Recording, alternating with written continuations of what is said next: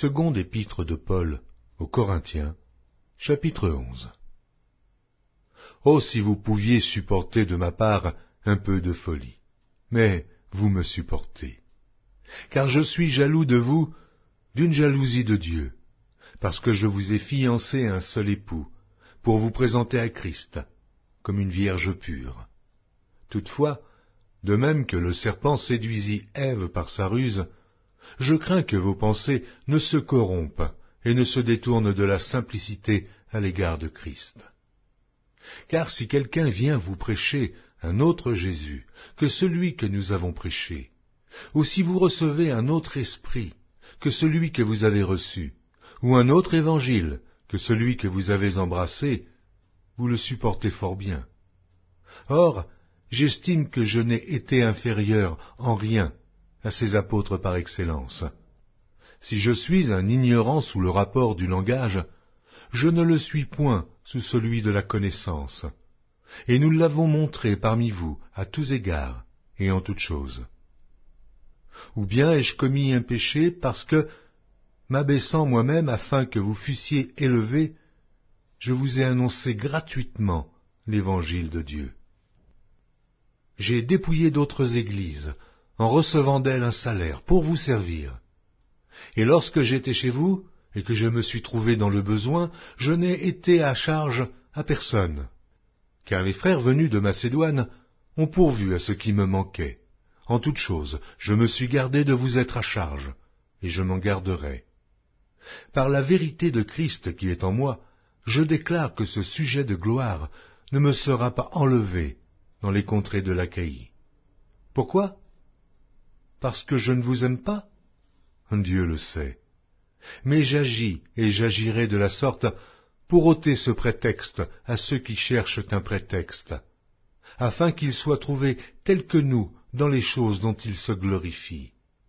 Ces hommes-là sont de faux apôtres, des ouvriers trompeurs, déguisés en apôtres de Christ. Et cela n'est pas étonnant, puisque Satan lui-même se déguise en ange de lumière. Il n'est donc pas étrange que ces ministres aussi se déguisent en ministres de justice. Leur fin sera selon leurs œuvres. Je le répète, que personne ne me regarde comme un insensé. Sinon, recevez-moi comme un insensé, afin que moi aussi je me glorifie un peu. Ce que je dis, avec l'assurance d'avoir sujet de me glorifier, je ne le dis pas selon le Seigneur, mais comme par folie. Puisqu'il en est plusieurs qui se glorifient selon la chair, je me glorifierai aussi. Car vous supportez volontiers les insensés, vous qui êtes sages.